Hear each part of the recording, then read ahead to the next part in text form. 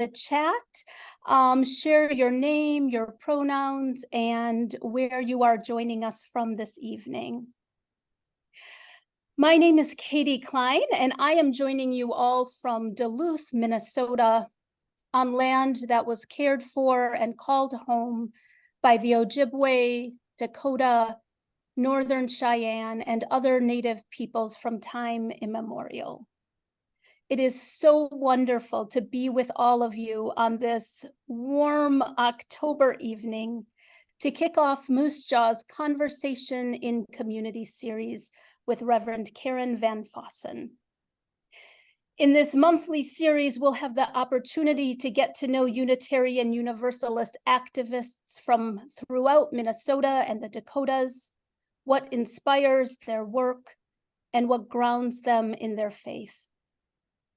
Before we begin, let's take a few collective deep breaths to ground ourselves in this shared and sacred space.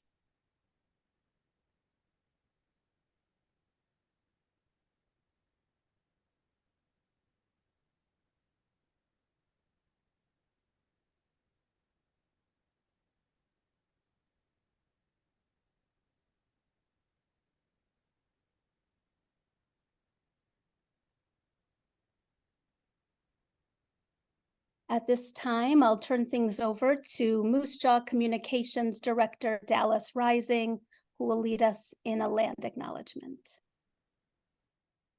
Thank you, Katie.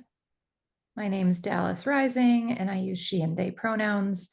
Our land acknowledgement is an opportunity before we begin to take a moment to center ourselves. And this land acknowledgement was written by Ana Maria de la Rosa, an Afro-Tainea activist, mother, and healer. We offer this land acknowledgement not as a function of ownership or reclamation, not as an empty exercise with no accountability, but rather as a continuation of our role as stewards. Please take a moment to thank the Indigenous and Native caretakers of the land you are on and from, if you know their names. You can speak them now, and if you do not, commit yourself to learning them.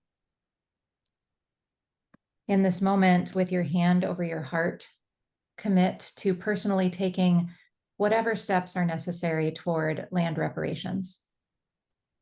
To our Native siblings, we say, you are still here. We will not erase you. Keeping your hand on your heart, take a moment to acknowledge that you too are land.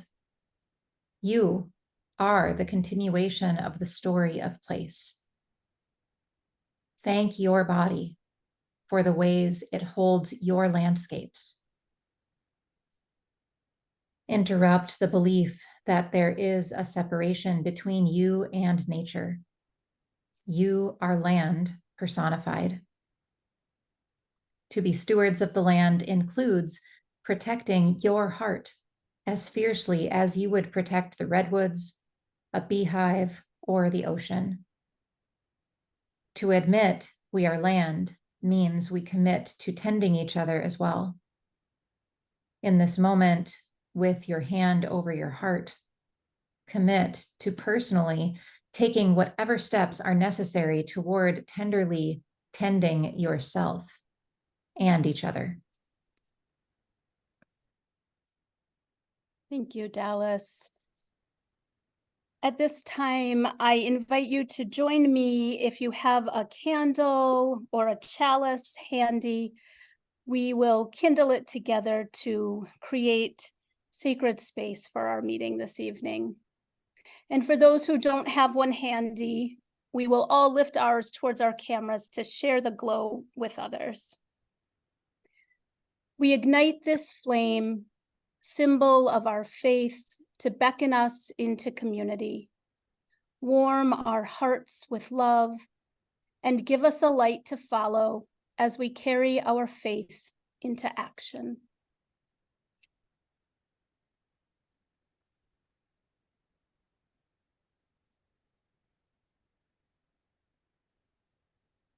And this is a shared light with all of you here tonight.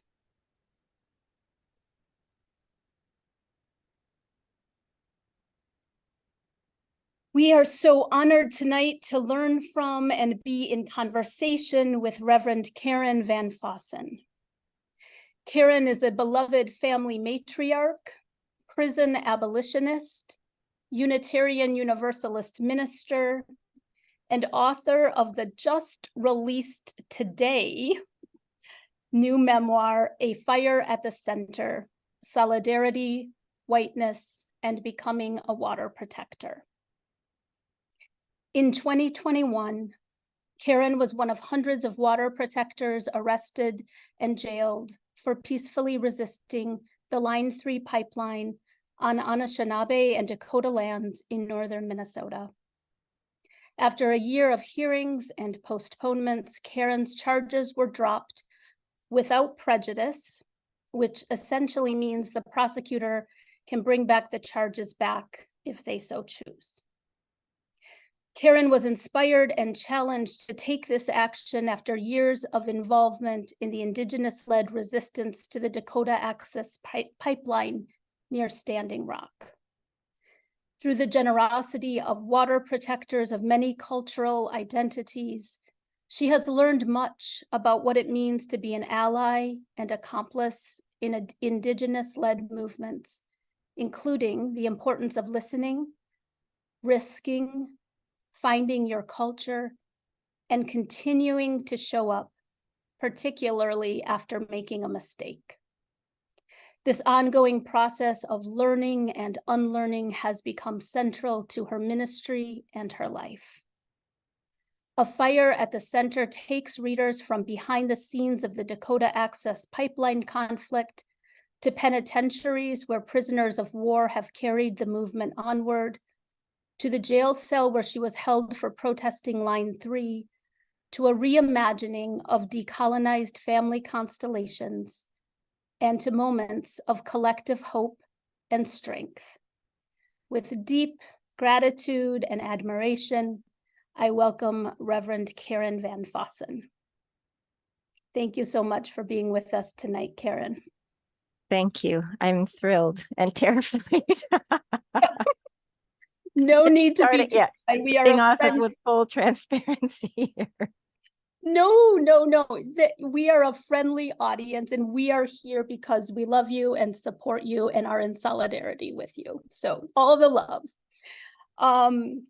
My first question for you, Karen, I have to say, is inspired by one of my favorite podcasts. So I absolutely love and am a devoted fan of the On Being podcast with Krista Tippett. And of course, she interviews faith leaders of all different backgrounds. And she often starts with a question that I thought I would start with you, because it feels like fertile ground for the beginning of our conversation. And so in the spirit of Krista Tippett, who I am nowhere near being in my dreams, I am curious to know how you would begin to talk about the religious or spiritual background of your childhood in whatever way you think of that. Well, I'm happy to be speaking with you, Katie. If Krista Tippett should join us, I'm sure she'll be inspired by, by the way that you hold us through this process, as I have been. Thank you very much. I grew up in the church.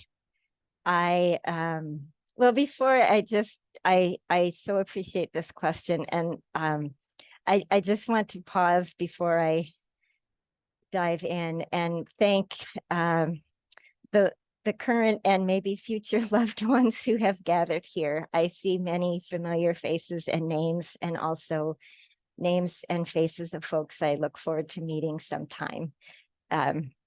So I won't say hello to everyone I know. That would take us the evening, but I so appreciate you being here. And it's just really good to be together.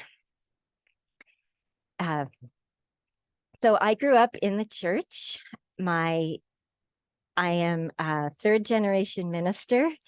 The church that my parents met in and that all of my grandparents were a part of was called True Blood Memorial United Methodist Church.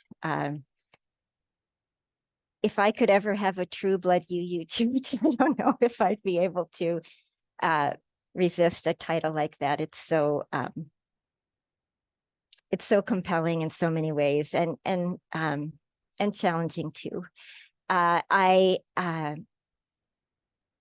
had a strong sense of a presence of what I at the time called God, and again called God, and for a long time didn't know what to call, kind of in the middle of all that, in between those, my childhood and now. And I remember there was one particular, it was a Christmas Eve service, and after communion, or during and after communion, I had this sense of the very spirit of life, almost visible, so palpable. I could almost see it. And as an adult, a young adult, when I lost that sense, it was a real heartbreak for me.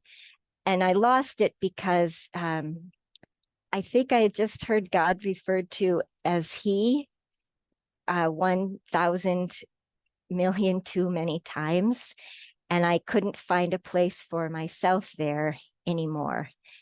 I think I really learned a theology of liberation from my mom at the piano and my dad at the pulpit as I grew up. And also, I think as many of us in this conversation have experienced, Christianity has been used very handily in service of the empire. And that made it hard for me to feel a place for myself for a long time. So I found Unitarian Universalism accidentally and gratefully, and then found my way to independent Catholicism, which is another story that it'd be fun to talk about another time. That whole story would be fun to talk about another time. So that living presence of spirit in the rivers and in the juice in the cups was really formative for me. Thank you. In an early passage in the book, you say that your experiences at Standing Rock taught you how to live. Can you unpack that a little bit for us? What do you mean by that? And how did it change the way you live and interact with the world?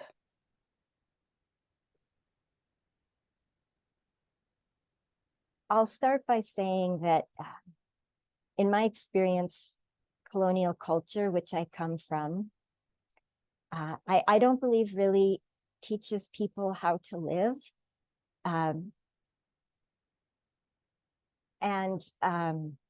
When I was part of Oceti Shekowing camp in particular, I experienced a kind of community that I think I had sensed in my bones could be possible. And it was, and we lived it. And I think what made it so profoundly life affirming, well, everything about it. But we were rooted in prayer all the time. There was a fire at the center of camp, just as there is at the center of this glorious planet. And that was our grounding place. That was where it seemed to me everything in camp was born. And literally that was one of the first installations, so to speak, at camp. And we learned how to, or some people practiced what maybe they already had learned, how to live for the sake of the whole, which, contrary to kind of a binary construct that I had learned, actually didn't mean I was giving up my own self or my own personhood. Those were intimately intertwined. They were inseparable. And I was told by leaders from a number of indigenous cultures in this area that many years ago, over 100 years ago, people had put medicines in the ground on that spot in anticipation of people gathering there. And it had been a gathering place, as I understand, many times in the past. And so there was that sense of being connected, past, present, and future.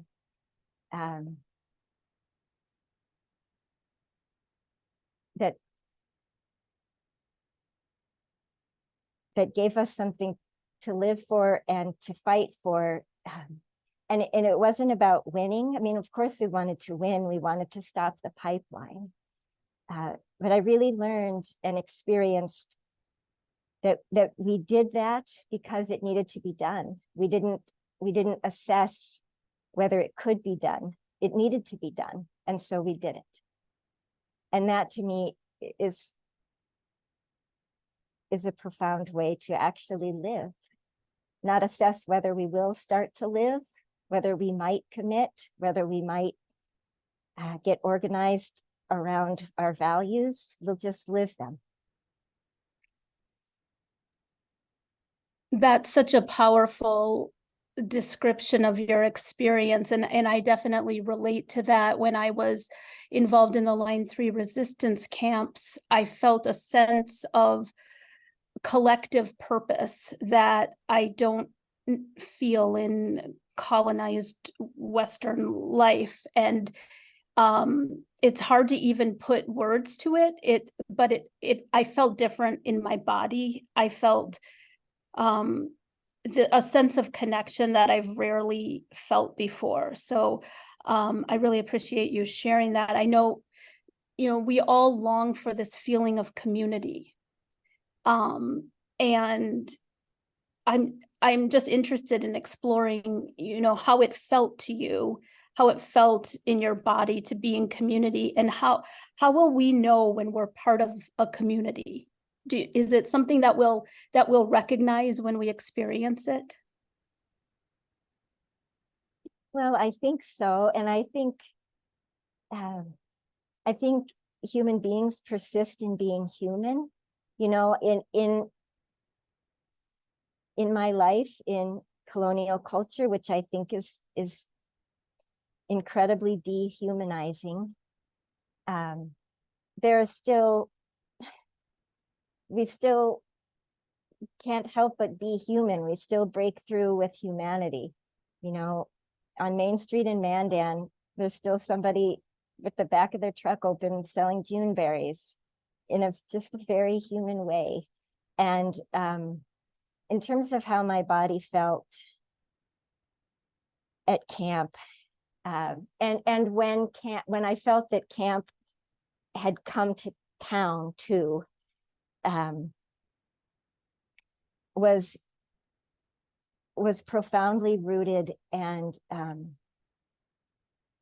safe in a way that was jarringly not present for me when I would go back to Bismarck, a town I had lived in for a long time by then. There were lots of rumors and I would say false reports of what was happening at and around camp. And of all of them, I think the reports that camp was somehow a violent place was both incomprehensible and a totally predictable kind of slander or slur against camp, and against Indigenous people and those who have the good fortune to be allies. And I could feel my whole body, like gravity was stronger. And also, I felt I was connected earth to sky, and I was. One of the things that really struck me in the book was a story you shared that your mentor, Clyde Grubbs, told you more than once that remarked, among my Indigenous colleagues, it's often said that life would be much better if settlers would just settle. In other words, if settlers would get grounded, would just be, is how you heard it. Yet as we look into the face of history with all the pain and trauma and violence, sometimes just being can be the hardest thing to do.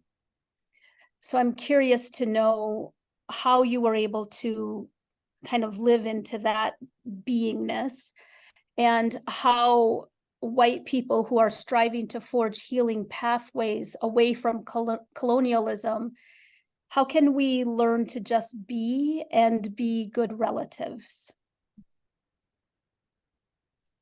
Wow, Katie.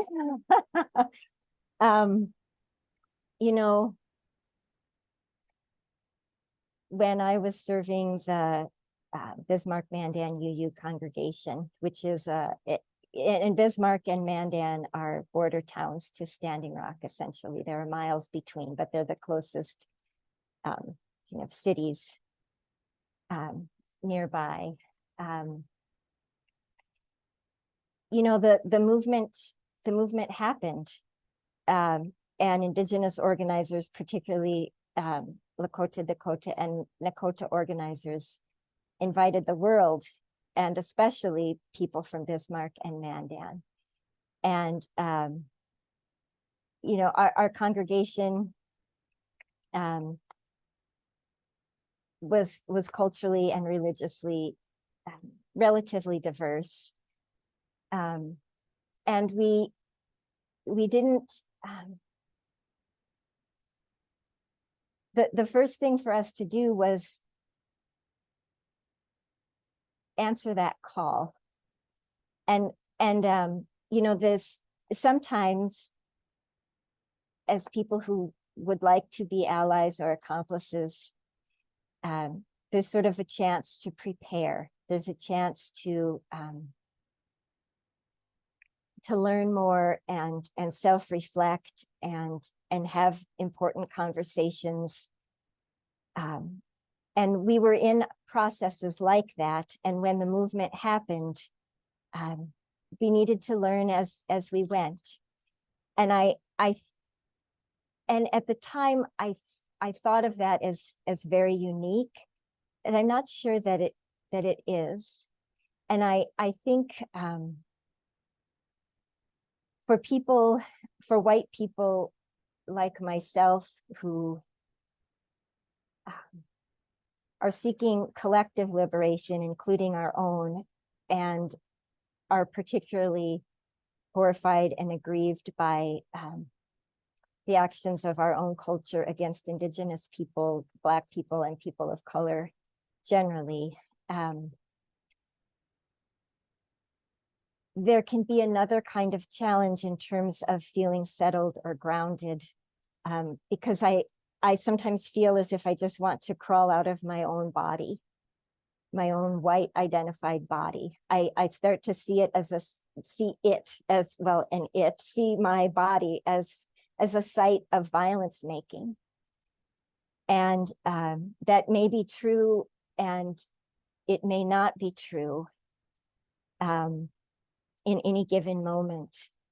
I think for me, it's very, very important to understand that I was enlisted into whiteness, which means I have a certain keen responsibility in a white supremacist colonial culture.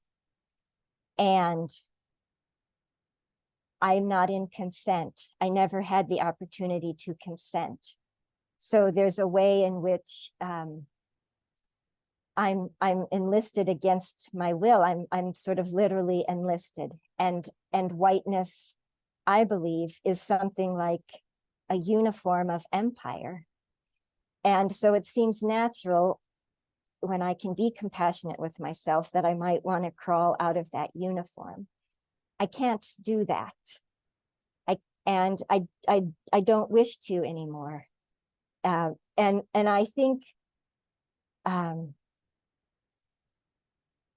in inviting the world, including white people in the world, into the resistance against the Dakota Access Pipeline and the Line 3 pipeline and many other colonial projects, Indigenous people are offering a profound reach of generosity. And while I know there were different experiences that different people had at different camps, and I don't try to speak for or about anybody else, in terms of people who have shared their experiences with me, to a person, certainly, absolutely Indigenous people, and also people of other identities, including white, have identified that as the most human and humanizing and healing community that they've ever been a part of. And for me, it's important to say that, because I think sometimes in conversations about white privilege, white people, we can find ourselves kind of getting indoctrinated into what I consider actually a colonial view that says colonialism works for us. So if it works for us, well, it can be workable. There must be something workable about it, but I don't think it works for us. It doesn't work for me. It doesn't work for any white people I know. It's, of course, doesn't work for any Black people or Indigenous people or other people of color who I know. It doesn't work for us white people either. And I don't want to be a soldier against Indigenous people or Black people or anybody. And that's the role that I'm cast into. And I'm not trying to say I'm some kind of major victim of it. I just want to be clear. I didn't choose it. I'm responsible to it. And I can if I stay in my body and stay grounded and stay rooted, I can actually be in relationship. I can actually listen. I can actually speak. I can actually participate. I can be arrested and go to jail and get over how disappointed my grandparents all probably would have been, but except they're not living.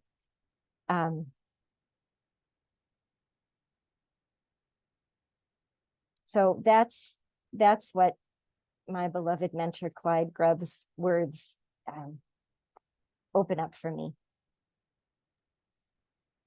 Thank you so much for sharing that with us, Karen. It sounds like your faith and prayer and song were so deeply grounding for you physically, mentally, emotionally throughout this process of the water protecting experiences. Were there moments that tested your faith? What were the challenges there, and how did they impact your relationship to your spiritual life?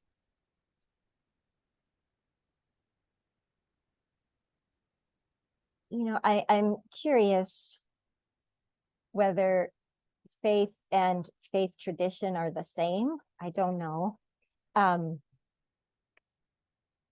think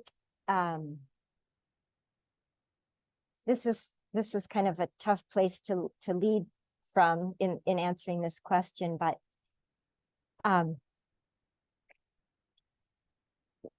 after I was arrested with hundreds of other people and zip tied and marched to the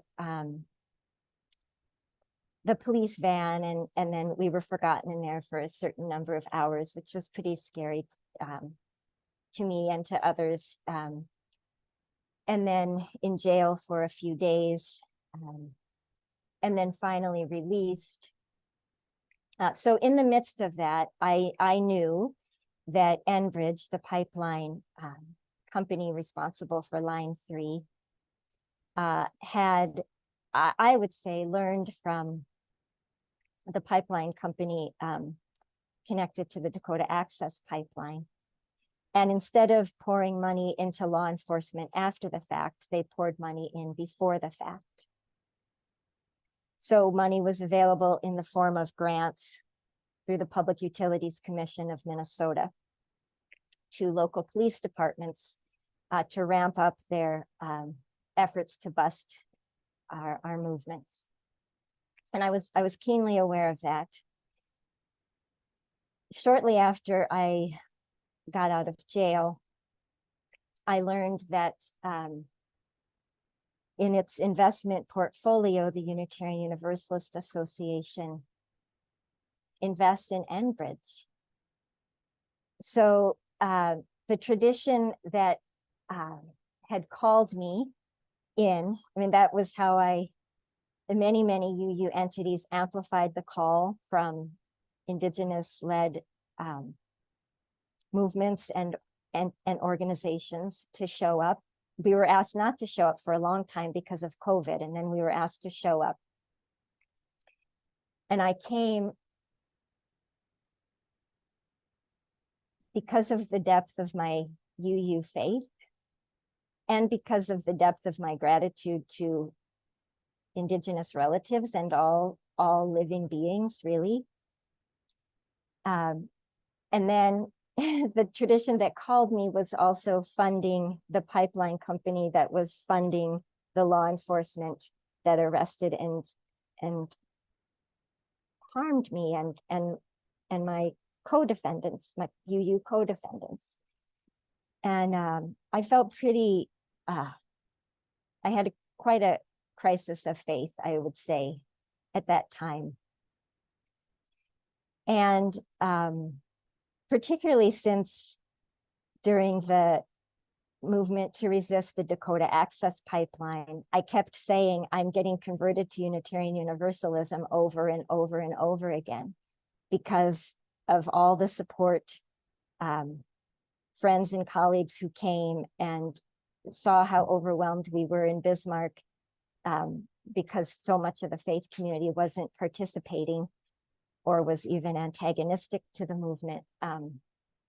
So I was just falling in love with Unitarian Universalism over and over and over again. And I was pretty jarred to kind of follow that circle of money right into my jail cell. How were you able to get to the other side of that? How were you able to reconcile that? Or maybe you haven't. And where are you as far as coming to terms with that conflict? Well, I've definitely been inspired and grateful to people who've raised this question broadly in our tradition and who are calling for change and transformation and even reparations in terms of what investment in those kinds of industries means to the world. And I have very deep, long relationships with other Unitarian Universalists who hold me in community and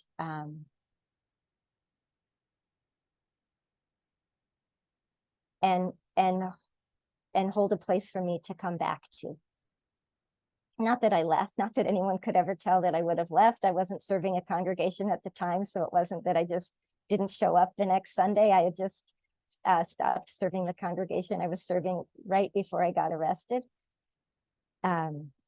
but I would say those relationships made a way. So what inspired you to write a book about your experiences, and what was the process like in putting words to something that sounds like it was almost indescribable in many ways?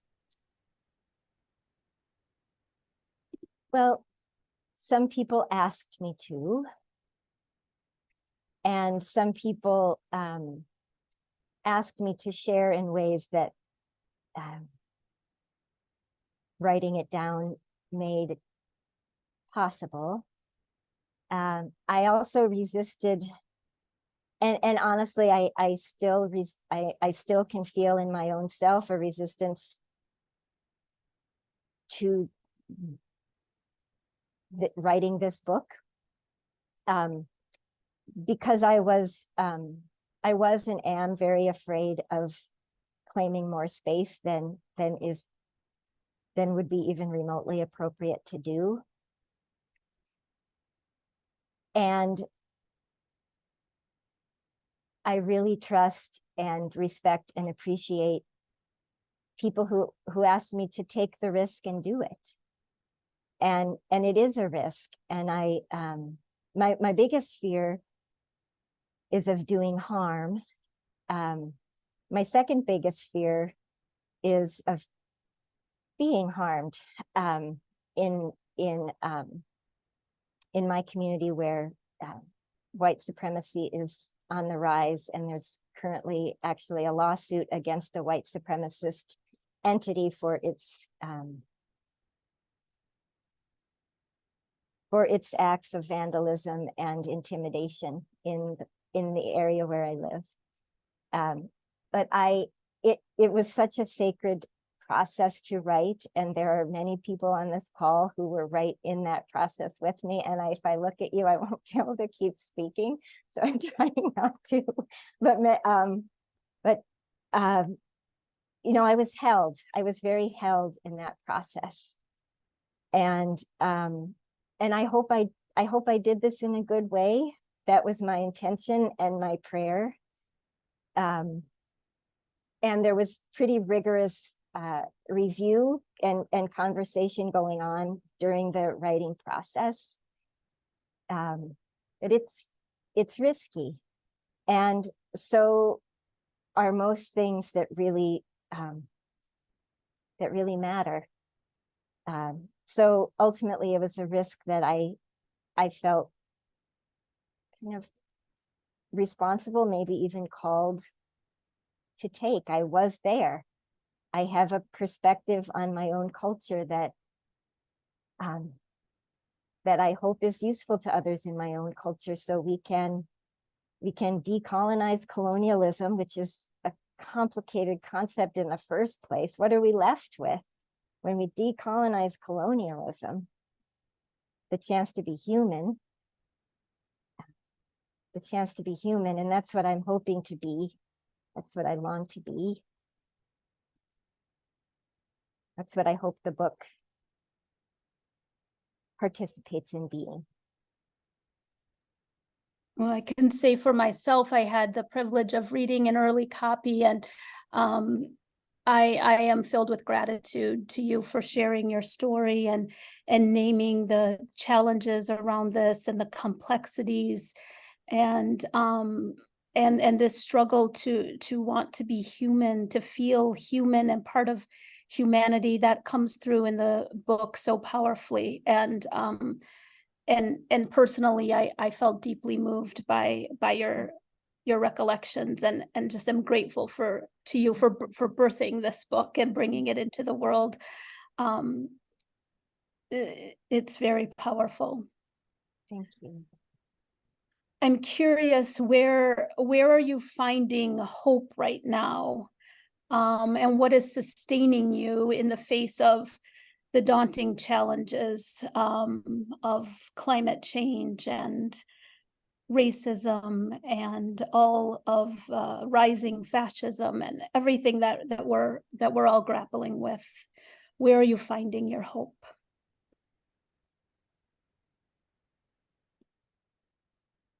This morning, I was awake before sunrise, and my dog and I went outside and we walked. My apartment building isn't super, super far from the Red River. And we walked down there, and I couldn't help but feel hope for the world watching that sun come up. And I took a picture of it for my brother, and then before I just started sending it to everybody I know until I ran out of time. So if anybody on this call didn't get the picture, I'm sorry. I'll get it to you later. But I could just feel, I just felt joy. I felt hope. And and last night when the moon was rising, I was reminded of this nightmare I used to, so just bear with me here. I know we're talking about hope. I just said the word nightmare, but just hang tight, please. I saw the moon coming up, and the moon moves, the earth moves, depending on the phase of the moon comes up in different places, which is just so exciting. And I mean, really, what an exciting thing. And the moon, was coming, is kind of moving, or my view of the moon is moving north along the horizon as the moon rises each night. And I was reminded of this nightmare I used to have, that there were two moons. I look up in the sky and I see there are two moons, and I know everything is falling apart. So the other side of that is we have the moon is there, the sun is there, this planet is here. And honestly, some things that are not hopeful, that are very, very painful and egregious, the way that we respond to them also gives me hope, because I trust that there's this aliveness inside of us that recognizes aliveness and longs for it and reaches for it and gravitates toward it. And that it's actually more work to resist than to live into. And as a descendant of colonialism, I was entrained to resist it in so many ways, I think. To be productive, or to feel okay about myself, or because I was entrained not to really understand quite what it means to be human. And even our resistance, our anger and our ferocity and our railing against these injustices fills me with hope, because there's so much power in that. And I lived in a camp where there was a place for that. And it gives me a sense that there can be, again, on a large scale, we can do it. We can do it. That gives me a lot of hope. That's beautiful. And I share that hope. It's amazing how those sometimes ordinary moments or seemingly ordinary sights, like the sky or the moon or the sun, or just the way a blade of grass might move in the wind, can just hit you in that place of true humanness and make you feel part of this whole universe in a way that, I don't know, sometimes the bigger things don't do. Thank you for sharing that. At this time, I'd love to invite any participants here to share questions with Karen, and you can share them in the chat, and Dallas will help facilitate them and pass them along to Karen. So if you have a question or a comment for Karen, feel free to add them to the chat at this time.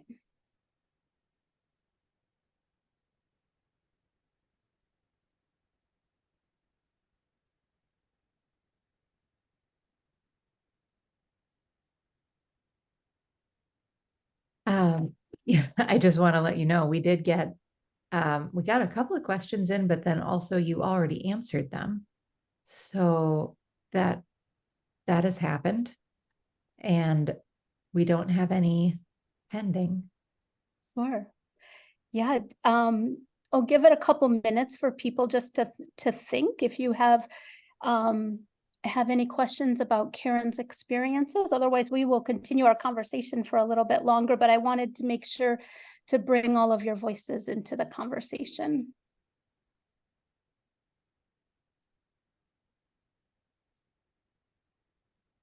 Oh, how can I get a copy of the book? Good question. So the book was just released today. Yay. And it is a Skinner House publication, so you can get it at on the UUA's website, in Spirit Bookstore, or really any place where books are sold. Is that right, Karen? Yes, the other day when someone asked me that, and now that the book is, I mean, I've been getting asked that, and I'll just say, well, it gets released on October 3rd, which for a long time felt like, you know, an imaginary date that would never arrive, and here it is. But so I asked, I don't know what to say. What do I say? And yes, it's available wherever books are sold. And bookstores will be encouraged to, when local bookstores are asked to order them, they're more likely then to stock them on the shelves. And those who are close by here, Zanbros in Fargo, I don't know if they've got them yet, but they do plan to have them on the shelves and also have an event. They reached out to Skinner House to have an event. So that is yet to happen. So yes, as everything Katie said, plus all the things I just added on, which were really a different way of saying the same thing. Yes, and of I- course we encourage you to support your indie bookstore or the UUA bookstore as opposed to you know who. I did put a link to a place that you can buy it through In Spirit if you want to check the chat. We've got two questions that are very similar. Could you talk about what your action group Authentic Ministry is about? Or tell us more about Authentic Ministry? Yes, great. Thanks for those questions. And before I forget, there's also an audio book, which I didn't realize until I got recordings of 10 voices reading the first minute of the book, and I got to listen to those. So there's also an audio book. I'm assuming it's available in the same way. I haven't heard it yet, so if you listen, please tell me how it lands for you. But Authentic Ministry is an emerging entity that's rooted in values of collectivity and embodied spirituality. And we do a lot of street chaplaincy. It's called sometimes, for instance, in Fargo last summer, a young Indigenous man, unarmed, named Shane Netterville, was shot and killed by Fargo police. And we are very, very involved in seeking justice for that wrongful killing. And then, you know, that begs the question, what would justice look like? If I believe that prisons harm all people, I believe prisons harm all people. So for my part, I would like to see a public accountability process of telling the truth and hearing the voices of those most affected by Shane's killing. And I would like to see reparations for the family. And I would like to see an independent investigation into the killing. So that's one of the ways that we seek to be authentic in the spaces that, I mean, there's so much work that needs to be done. We tend to find ourselves moving toward work that's emerging, that's alive in the moment, like Justice for Shane is one example. I appreciate that question. An authentic ministry, we can put the link in the chat too as a powerful way to support Karen's work. Water protectors, our incarcerated beloveds.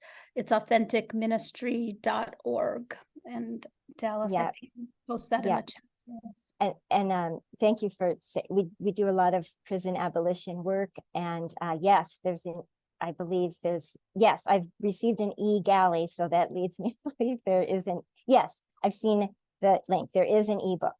I'll stop answering questions as they pop up. I know that's your thing, Dallas, but it was right in front of your face, Katie. I couldn't resist. Okay. But we also do a lot of connecting with folks who are incarcerated, particularly, sorry, I just got a private chat and it made me smile. I said I was going to stop, but I'm not stopping. I'm going to cover it. At least finish what I'm saying now. So we do our best to provide some commissary for water protectors who are still incarcerated, and letter writing and visits. So having some financial support really makes it possible to do that in a more robust way. I have a simple one. Will there be a digital format of the book? Shelley would like to know. Yes, an ebook. Okay. And how, or is that out now? Or That's out. Yeah. All the audiobook, the ebook, and the print book are all released today, and they're all available wherever books are sold, and through the In Spirit bookstore if folks like using that. fantastic. Thanks for asking those questions. Absolutely. Scott asks, in my experience with Christian activist groups that risk arrest, our own repentance for our complicity is an intentional part of the action. Is that your experience? You know, the short answer would be yes. And just to flesh that out a little bit, the more I pay attention to empire and settler colonialism as a function of empire, and whiteness as a tool to move that settler colonialism with enlistees, the more I have come to believe that for those of us who are white and have some sense of conscience about our culture and our history of and present of violence, it's something like it reminds me of when I've heard literal veterans speak about moral injury, and so as I seek to do my own healing from the violence of colonialism, I can't really fully do that unless I'm engaged in repair. I can't fully do that unless I'm facing the sites of this violence, and to the extent that I'm invited and welcome to do so, participating in change and transformation and truth, even just being willing to listen to and see truth is a profound decolonizing action, I believe, on the part of folks like me who've been raised within colonialism. So yes, to that question of Scott's, I would say, I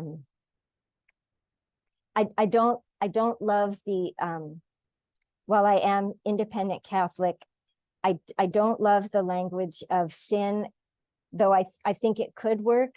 I think it's become so problematic. It's hard for me to use that language in a way that that I think we're all talking about the same thing. But I certainly believe that I participate in harm, and I descend from cultures that have participated in harm. And frankly, I believe there's a certain amount of that that's inherent in being alive, and a whole lot of it that is anti-life. So yes, engaging in repair is also healing for me. Even if that's not what I expected when I began this work, however, what work these relationships and connections in the past. We've got a question from Shay. I hope I'm saying that correctly. I think it's Ches. Ches. Okay, Ches. Thank you for this conversation. I'd love to hear Karen talk more about the process of feeling more present and authentic in her own body as a white person, and how that process impacted her ongoing activism.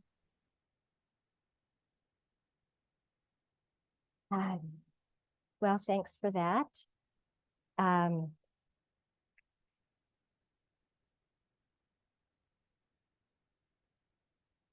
You know, at camp, we had many spiritual practices that weren't called spiritual practices. They were life. They were being alive. They were coming to the fire in the morning, or maybe there'd be a water ceremony, and gathering at the fire for prayers, cooking together, eating together, traveling to actions together, solving conflicts together, composting together, cleaning together, being in love with the rivers that converge there together. And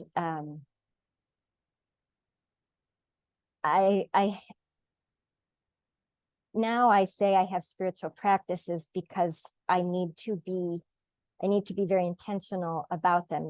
There's not just a place for me there's not a central fire for me to go to every so often in the day.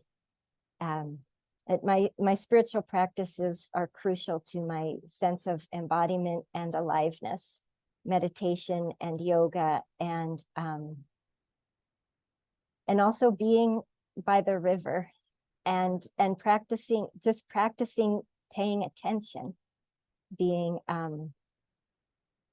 noticing that I'm alive, and that others are too.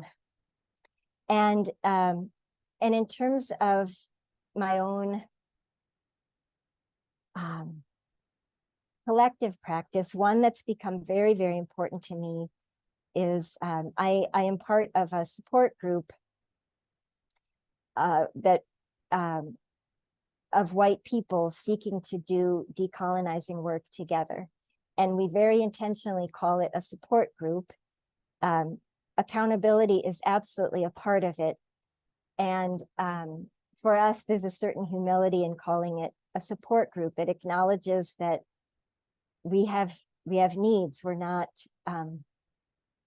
outside the human experience of having needs and wounds. And that has become really crucial to my capacity to inhabit my body that has been cast as a tool of the empire.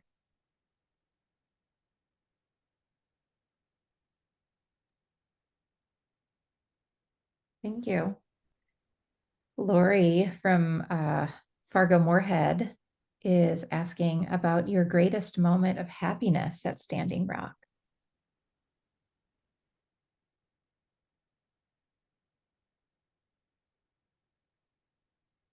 I was just listening to something the other day about the kind of the importance of ordinary moments, that at kind of at the end of life, what people find themselves reliving is not, you know, a roller coaster ride, but, you know, holding the hand of the young person they walked toward the roller coaster ride with.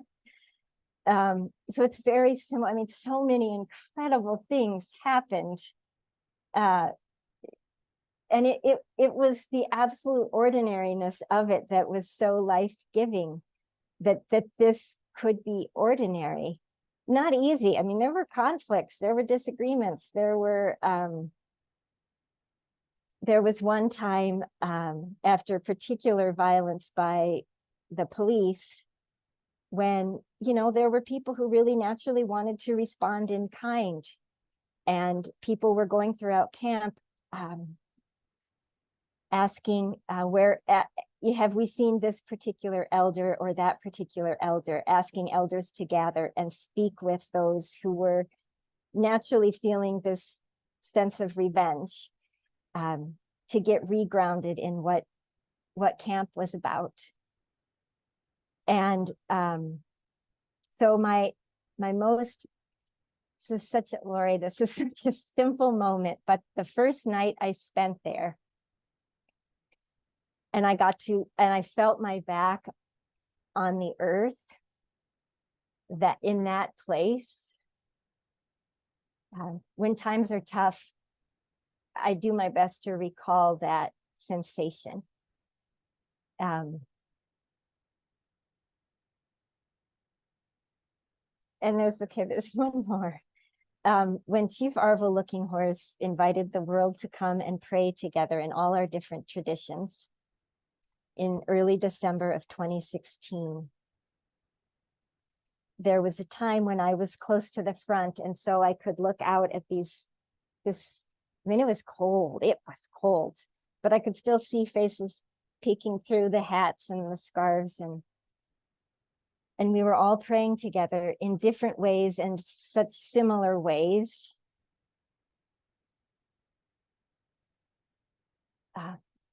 When I was in jail, that was a moment that I kept coming back to and back to and back to. And at the time, I told myself, please remember this moment. It's one that will feed me in the future.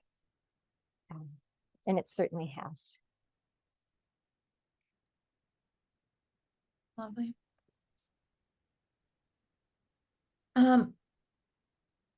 Excuse me if I've missed this in everything, but Kathy asks, if you plan to write another book, what topic would you pursue?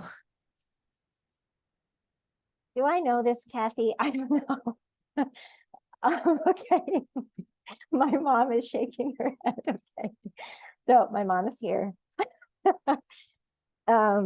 Yay for moms. Yeah, and when I was in jail and I finally got to call her, by the way, she told me she was proud of me. I mean, I'm a full-fledged grown-up, and hearing my mom say she was proud of me for being in jail was unforgettable.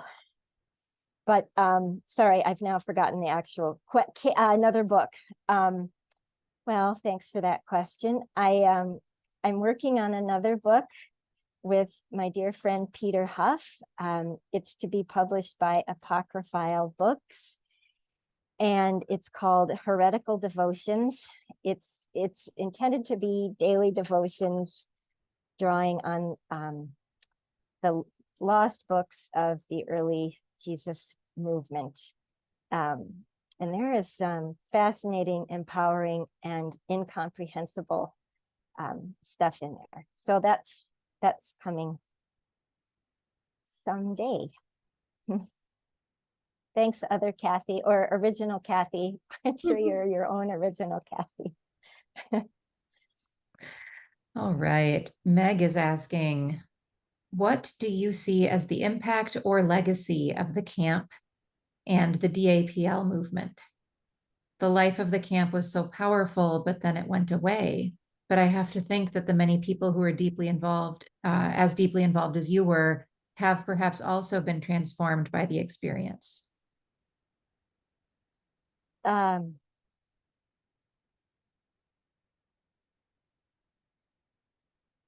Personally, I'll say, and I appreciate this and all the questions.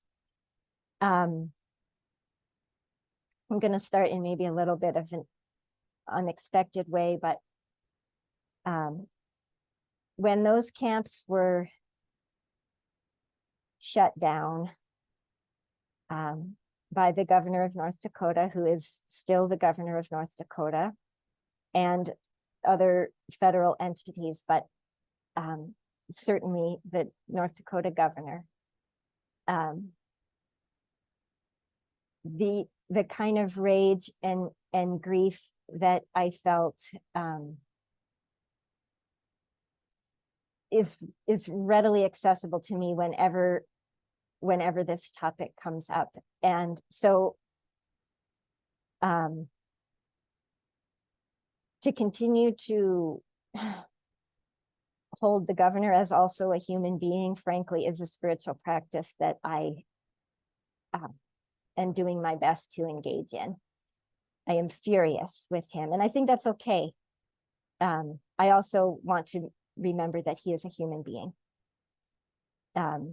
But we had so many plans. There were already compost pits that had been dug in order to have fertile soil for gardens in the spring. There was a winter camp that was planned. There were composting toilets that would have taken us through the entire winter. I still need that place very, very much. And a dear friend of mine, Joe McNeil, who is a former council person at Standing Rock, he said, even for him, it was a place like he had never experienced, and he doesn't know if he ever will again. And I think I've heard that so very many times. And yet, Meg, as you say, we actually did experience it. We have a sense of what's possible, and people came from around the world and carried that experience in their bodies back. And it gives me a sense that that we can do it again, and that we will. I actually think we will. And that doesn't necessarily mitigate my deep mourning for it. I'm lonely for it all the time. And I'm fortunate to know people who are working to build healing camps that are smaller, but that descend from that camp. So as those come to be, who knows? While you're on the subject, Karen, I did want to mention an action alert from the Lakota People's Law Project. They are accepting public comments until November 13th. So we're asking folks to submit a comment asking for a new environmental impact statement and to demand the shutdown of the Dakota Access Pipeline. And I think Dallas has that link for you in the chat. And I'll also include that link in a follow-up email tomorrow. So it's really important that we get those comments submitted before the close of comments on November 13th. Thank you. And just so folks know, and you may already all know this, so just very, very briefly, there was never a full environmental impact statement completed before the permits were given for the Dakota Access Pipeline. In fact, requests for permits were made in small parcels, so as to, and then anyway, in small parcels and then all connected. And now there's a push for an actual full environmental impact statement, which we believe would shut the pipeline down because it violates, it has such incredibly dangerous environmental impacts. And in fact, if you follow that link, you can add a few words, or you can just send it. The letter's already written for you. So you don't have to be an expert. The point is to let our voices continue to be heard, even without the camp as an organizing place for us to do that. Or the camps, I should say. Thank you, Karen. And Dallas, I think we have time for 2 more questions before we have a closing reading from Karen. Okay. I am going to attempt this one. It is, I've lost track. Where are we? From North Dakota Senator Tim Mathern is asking, where are we? What challenges do we have today that requires the energy and spirit of the Osheti? Oceti-Sakowin? Yes, camp. I appreciate that. Okay, could you say it again? I'm sorry. You don't have, Well, you say the what question? challenges do we have today that require that same energy?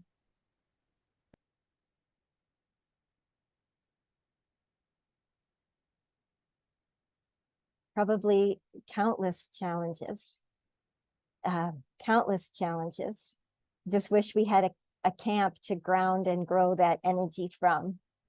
I wish there was a camp right there to for us to gather energy to address the housing crisis in Fargo, where people who don't have homes live along the river until authorities come and clear away all their belongings, and then start again and again and again. I would say that certainly climate change, colonial violence, so many, just violence in general against human beings and other beings, call for that. And I think what we need is a place. And what folks at Standing Rock, and not only Standing Rock, also other indigenous nations and reservations, insisted on that place. It's insisted on that place. I think we need that place for everything. The last question of the night is from Judy. Are you able to speak at UU congregations? Yes, and honored, very honored to do so. How would you prefer people connect with you for those requests? I'm still working on my telepathy. It's actually not totally, it's a joke, but it's a longing. It's a longing.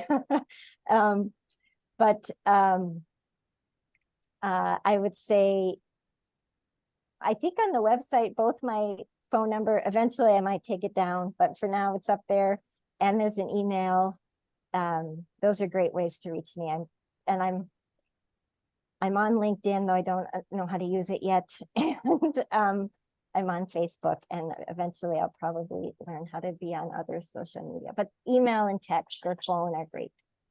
I appreciate that.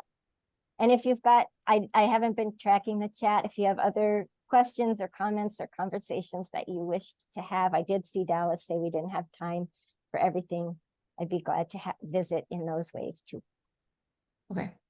If you would be willing to drop your email that you would prefer people use to reach you in the chat, I think that might be helpful for folks. Thank you. And that's going to conclude our question and answer portion of the program. Thank you, everybody, for contributing your questions and bringing your curiosity and your wonder and your presence into this space with us. It's deeply appreciated. I thought we would close.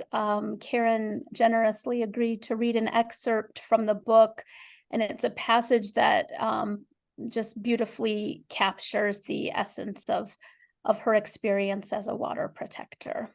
So I will turn that over to you, Karen. Thank you. On the night I got home from jail, I took my usual walk along the meandering Red River. I greeted its curves, delighted in its tree-filled nooks. I wandered beside its overgrown banks. Before long, I found myself talking to the river.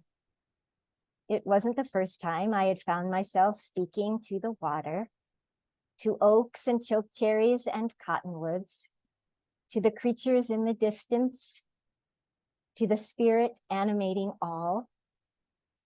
On this particular day, I said, well, I just got out of jail.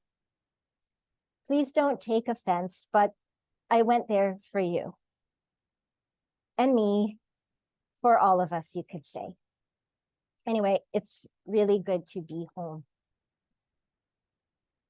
As I wandered along, I happened upon a family group of beavers.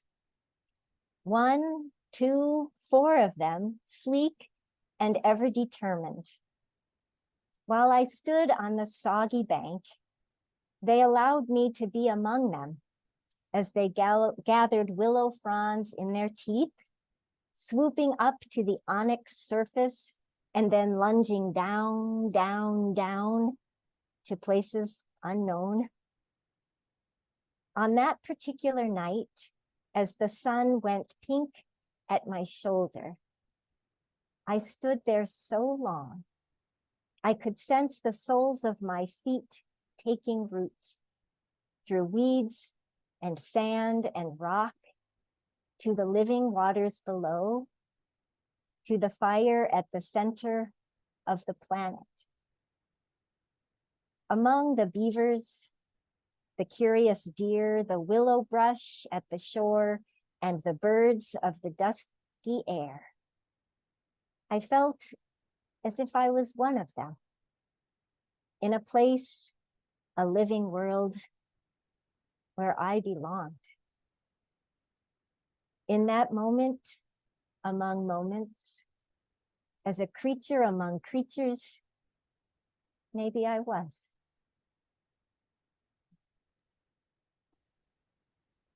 Thank you so much, Karen. You are a gift. And I thank you so much for sharing so generously tonight of your stories and your wisdom and your beautiful spirit. We are so lucky to be in this space and be in community with you. At this time, I'd like to invite all of you to join me in extinguishing our chalice or your candle or whatever flame you've carried with you into this evening tonight. Together, we have enjoyed the warmth and beauty of stories, of this flame, and of this sacred community. As our flame is extinguished this evening, we can still remember that its glow is carried within us, the fire within us. We can use our inner light to kindle new sparks throughout our lives and throughout the world. May the spirit of love and togetherness bless your lives.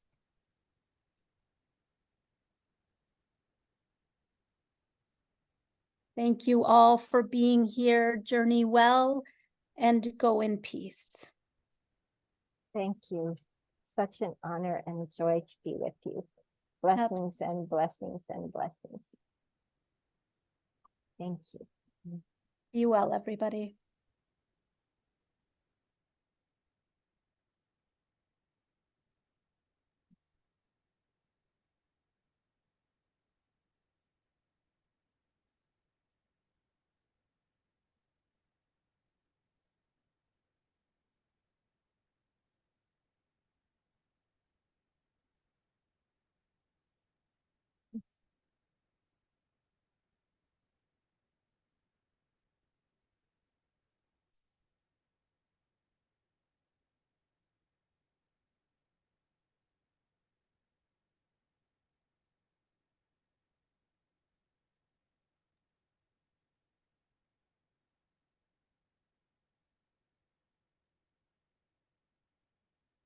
I just love watching till all the faces. Yeah. Yeah. So good to see the So faces. good. and- I know, it's so beautiful. And I couldn't see most of them for the presentation.